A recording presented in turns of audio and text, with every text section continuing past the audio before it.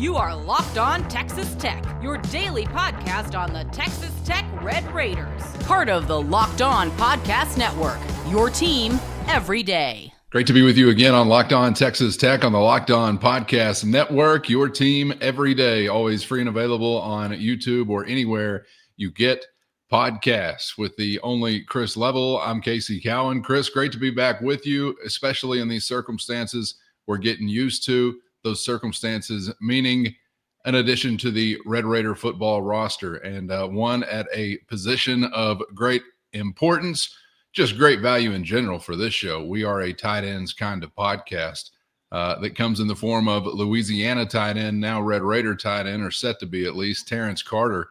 And given the way in which it was most recently used, and I know we have an offensive coordinator change, so don't know exactly what that's going to look like in the near future, but can be quite the versatile weapon for you, and has been, and would like to see it continue to be. So tell us about Mr. Carter and how he will factor into seeing that happen. Yeah, I think, one, I don't know if you are ever going to have the kind of possibilities or depth or size or age or however you want to phrase it, the kind of tight end room that you had and experienced this year. I think we'll see if it plays out this way, but I think the two that will depart this year in Mason Tharp and Jalen Conyers are going to have opportunities in the NFL. And I think John Carlos Miller is going to as well. And we'll see what that looks like. Is that legit shots? Is that a cup of coffee? Is that a combine invites? Is that they get drafted? I don't know. But these are three guys that I think that the NFL, they like their measurables, they like their production and all the stuff, right? So as we transition, and now you've added our man TC, as Jalen Conyers calls him. Carter the GOAT is what his Twitter handle is. So I mean, I'm all about having a lot of guys around that would refer to themselves as the GOAT, greatest of all time. We hope for good reason. Yeah, that's right. Yeah. So TC is somebody that he's going to be a different package than what you're seeing depart or what you've been used to, because you have three big individuals. I mean, Terrance Carter, he's about 6'2", 240, so it's going to look a little bit different. He's kind of like a big wideout that can put his hand in the ground, but extremely productive. Played on I think a 9-win football team, I think it was, this past year. And I think it's a great question that you ponder, and kind of how does this fit? What is the schematic, look to this, and how, 11 personnel, 12 personnel, would you do anything more than that? Is he going to back up John Carlos Miller? Is he like a totally different version of John Carlos Miller, or would they use him totally differently than they would use John Carlos Miller? Are you not going to do a lot of the same tight end stuff with big boy packages like you saw this year?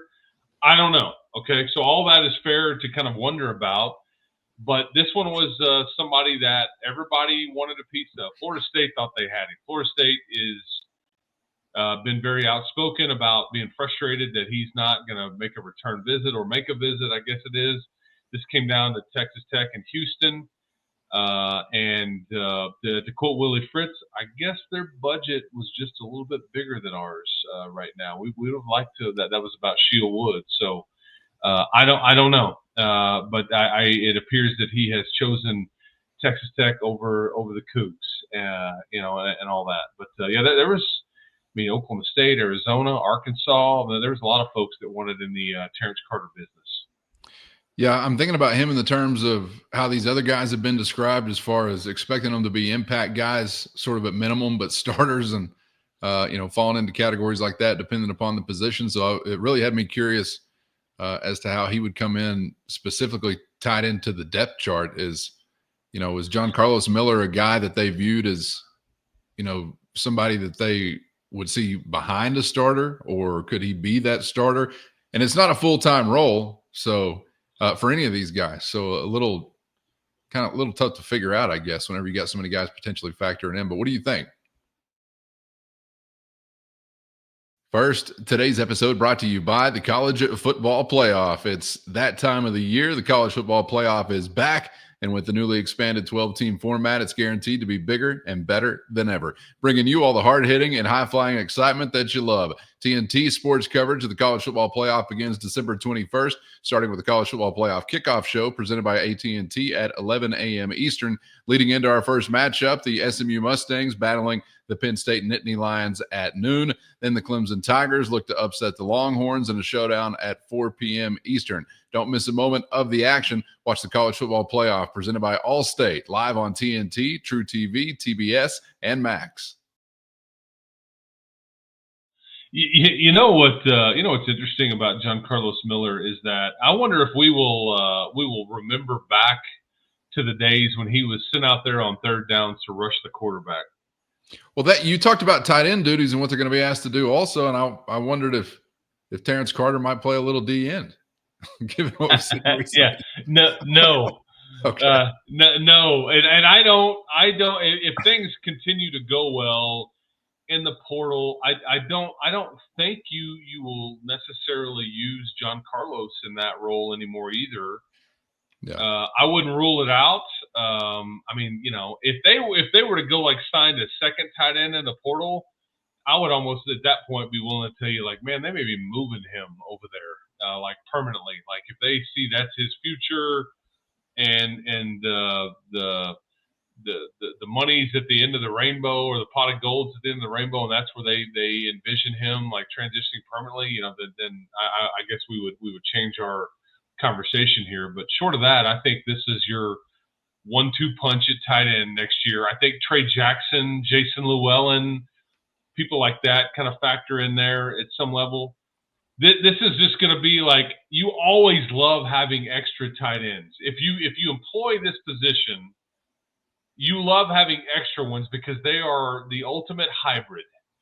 You use them as the up, back, and punt protect. You use them in the backfield on a short yardage. You bring 3 or 4 of them in the game on a 3rd and 1 or 4th and 1 at the goal line. Okay, whatever.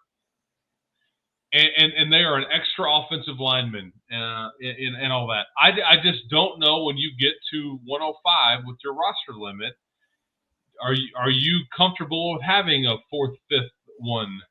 How deep does that position allow to go? Because we're already sitting here wondering aloud, is now you've got all these quarterbacks, and now you're sitting here wondering, okay, well, are you going to have 5 quarterbacks? Like you're going to have 105, and you're going to have 5 spots taken up by a quarterback? Or, I mean, really? Is that like what you're trying to tell me? And I don't know what I'm trying to tell you. I'm just saying there's only so many. So tight ends will be in a really interesting spot, but this will be a primary. Terrance Carter will be asked to do a lot. I can see you putting his hand down, like Brett Bielema in Illinois offered him. That kind of tells you, if you're wondering about his ability to block and play big boy football, I think that tells you a lot. He's obviously got a lot of confidence in himself. Carter the GOAT, right there on the Twitter handle. And I think that you look at the pass catching and his ability to catch the ball down the field and be flexed out and all those things. So we'll just be interested to see kind of what Coach Leftwich and what they do with old TC and I think that's pretty cool too. I don't want to gloss over that.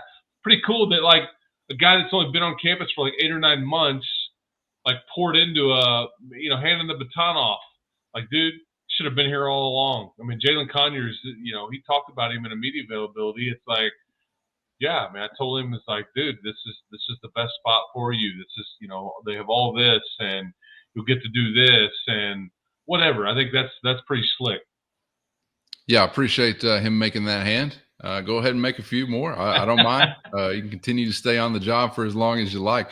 And I'm sure it's not a job when you mean it. And obviously he had a good experience here. So before we get out of here really quickly, I'm going to assume, although I know that's dangerous in portal business to assume anything, this concludes tight end shopping.